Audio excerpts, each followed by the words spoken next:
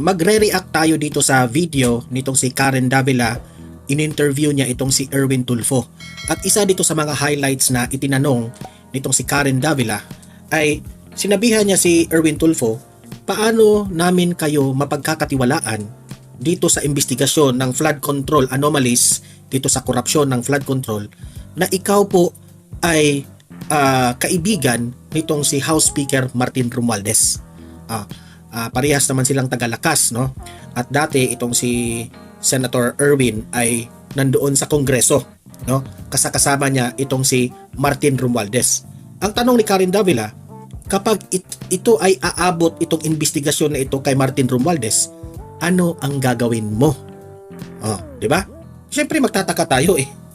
Yan nga ang mga sinasabi ng taong bayan na walang patutunguhan itong investigasyon na ito, kahit nga sasabihin nyo this is for aid of legislation, pero nakaabang kasi yung taong bayan eh, nakatutok doon sa Senate of the President, no? Sa mga Blue Ribbon Committee hearings ninyo, na sana itong investigasyon na ito ay malaman ng taong bayan na meron talagang aamin, mapanagot na diyan po galing ang simula ng korupsyon. Yun ang hinihintay ng taong bayan eh. 'Di ba? Pero talagang may na-observe ang taong bayan sa Senado. Ano ba yung na-observe? Noong pinalitan na si Marcoleta bilang Senate Blue Ribbon Committee, para namang parang ewan ko lang kung kahit nga binabanggit ang pangalang Zaldico at Martin Romualdez, pero parang there is something holding back na parang hindi talaga matumbok ba? Meron na ngang nagsabi na naghatid sila ng pera sa bahay ni Martin Romualdez. Merong nagsabi na nagbigay kami ng commission kay Zaldico. Pero wala namang response ang Senado. 'Di ba? Walang response, parang nakukulangan talaga ang taong bayan. Ito panoorin po natin itong interview ni Karen Davila patungkol dito. Play. Since you are or were perceived to be close to the speaker, paano ka mapagkakatiwalaan ng tao na hindi nyo or hindi mo ihihinto ang hearing kung aabot na to sa speaker? Well, I used to work with the speaker, pero sometimes yung sinasabi, then we're in the same party, pareho kaming lakas, di ba? Sino ba nagsabi? Somebody said na yung loyalty to the party ends when loyalty to the people begins, di ba? So, hanggang doon. Sinabi mo yan, no? Sana naman gawin mo in reality.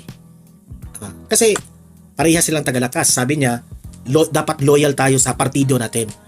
Pero kung aabot na ito sa ganito, na taong bayan na po ang natatapakan, parang sinabi ni Erwin na kakampihan niya ang taong bayan.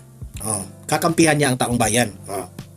Sana gawin mo yan, kasi ang nangyari, ang kay Marcoleta, ito yung na-observe ko, ang kay Marcoleta na purpose na nandyan siya sa Blue Ribbon Committee ay talagang tinutumbok niya kung sino ang mastermind dito.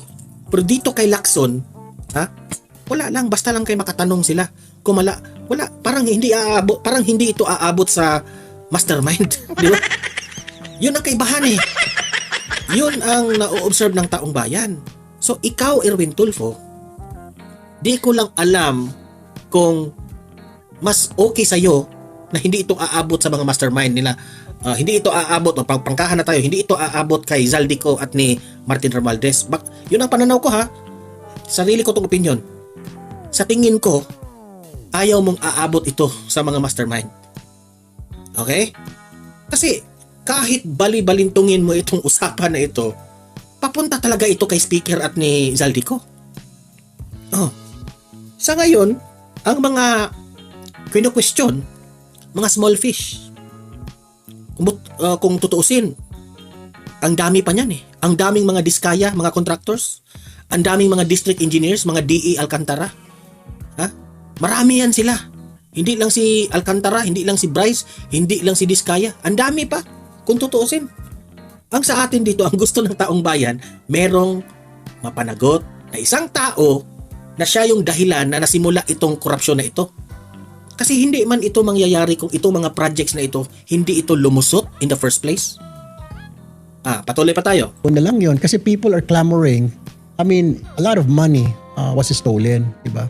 Kahit na magkaibigan tayo, kung involved ka dyan, di naman yata tama. You have to return it, di ba? Wala kang poprotektahan? Why will you protect those people's money? That's my money, Karen. Your money too. Hindi naman nila pera yun. Okay lang kung pera lang, ninakaw nila. But from everybody.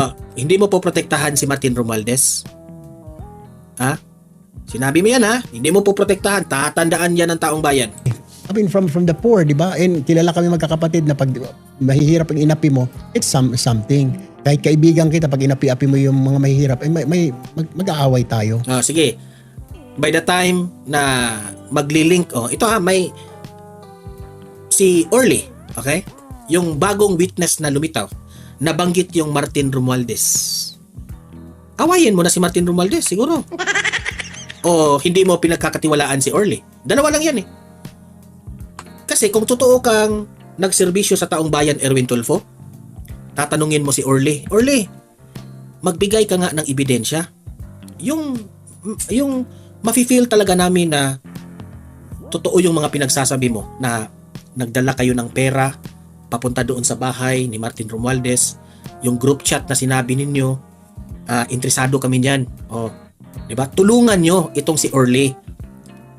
In that way, kapag tulungan niyo itong batang ito, itong Marines na ito, hindi pala ito bata itong Marines na ito, malalaman nyo kung siya ay nagsisinungaling o hindi. Doon. Pero kaso, hindi namin nakita yon na pinagbigyan yun ng importansya itong si Orly doon ako duda Dapat, kung sino yung resource person, kung sino yung witness, put your full attention to that. Okay? Full attention. Tapos, malalaman nyo yan kung siya ay nagsisinungaling o nagsasabi ng totoo by questioning, the art of questioning. Magbigay kayo ng mga supporting questions na heto, nasabi mong yan ang kulang sa inyo the art of questioning pumunta kayo kay Martin Romualdez, mga anong oras,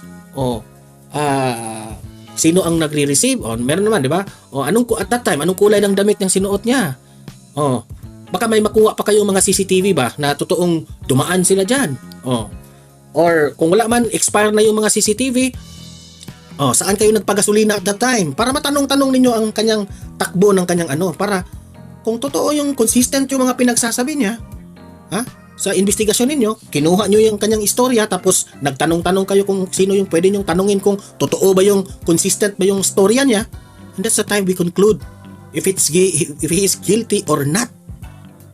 Pero wala kayong effort na nakita namin, parang pagkatapos ni Orly, question and answer, parang hindi credible, parang ano ganyan. Hindi.